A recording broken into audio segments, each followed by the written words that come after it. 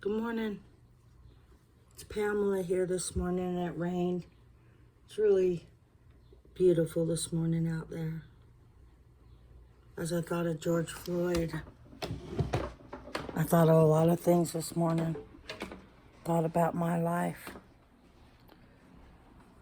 I thought about his life. It's a beautiful morning. It's peaceful. It rained. As I thought about George Floyd and how he laid there and couldn't breathe.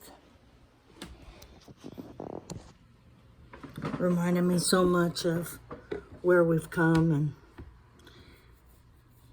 sometimes you just don't have a lot of words, you know. But I've got some words and I got some breath this morning, George.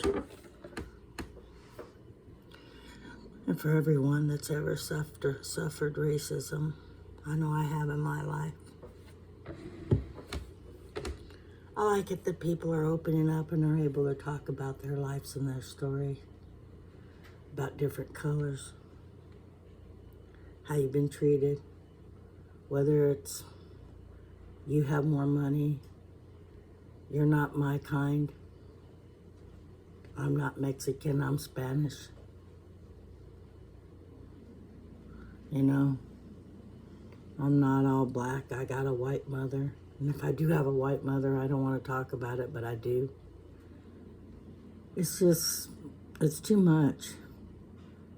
People don't want to talk about that uncomfortable conversation, you know? People just don't want to.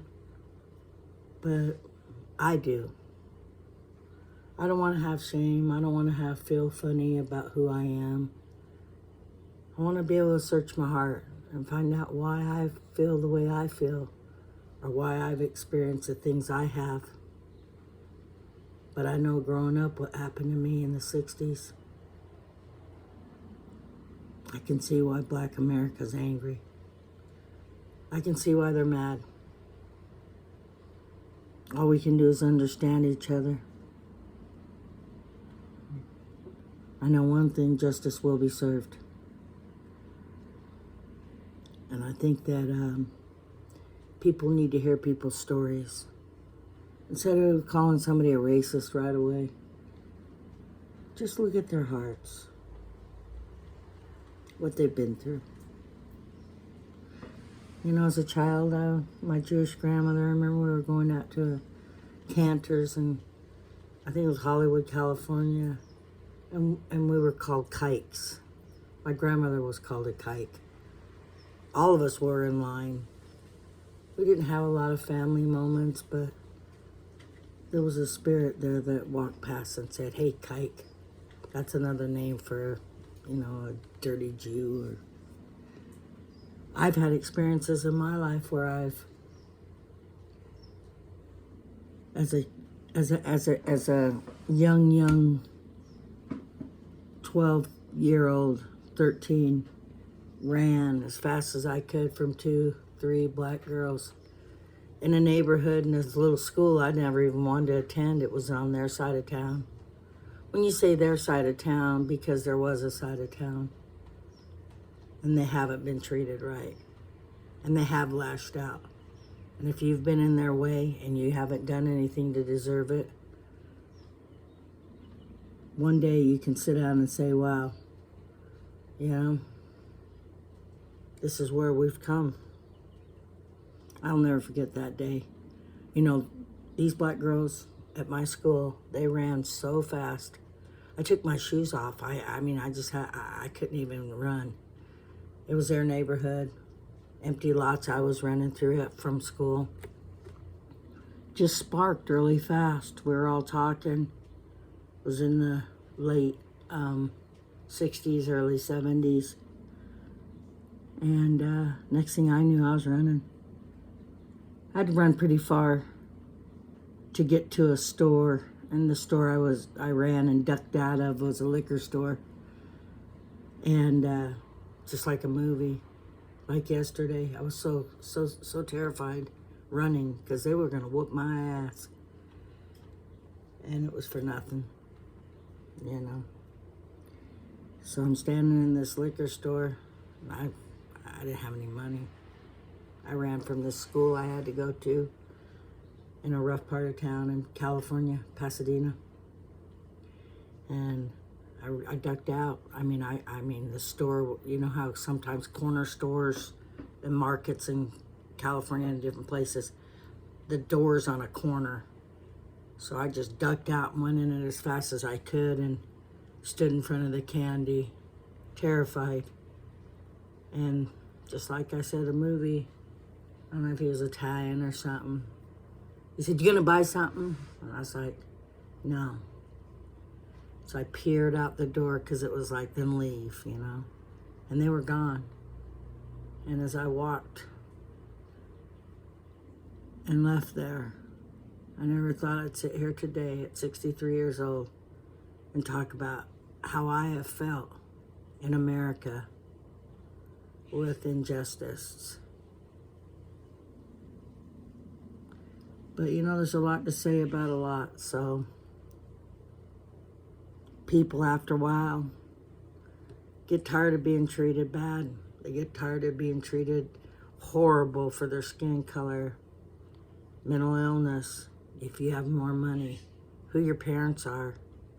Do you have parents? Would they have taught you that? Hearing about George Floyd and all this and seeing that video, just horrifying. I want justice for George Floyd.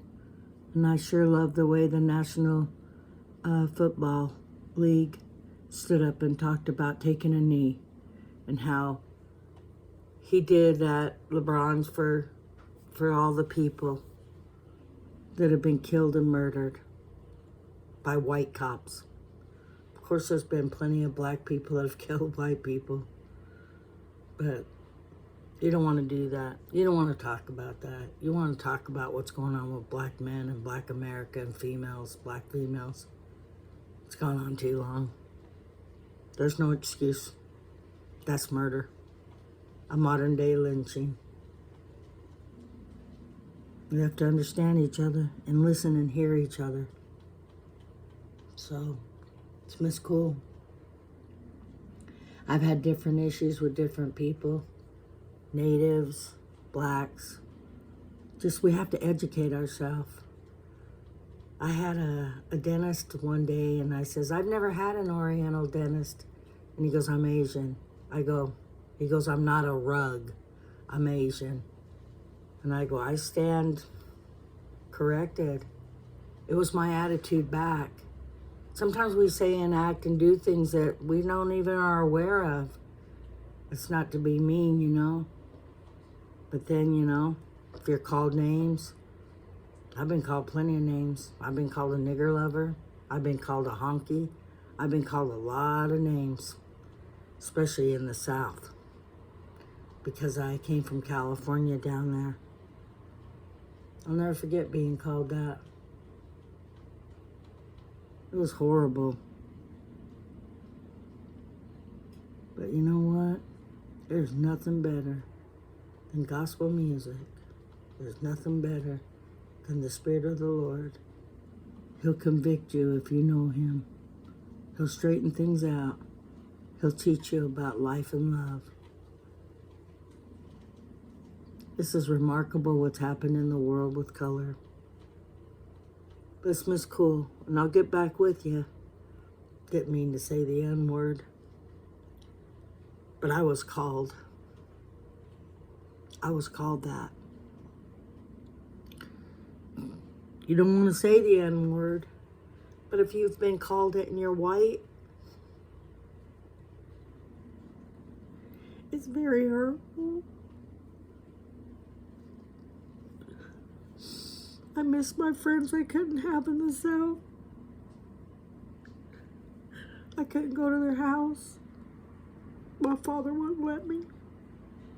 He's a racist. All my life it's gone on. Please help each other to understand how each other feel. Thanks again, it's Miss Cool. And one time my sister said, "Who are you talking to on those videos?" I'm talking to myself. I'm talking to people that love me. to hear about my life and to overcome. We shall overcome someday. Someday's here. God bless.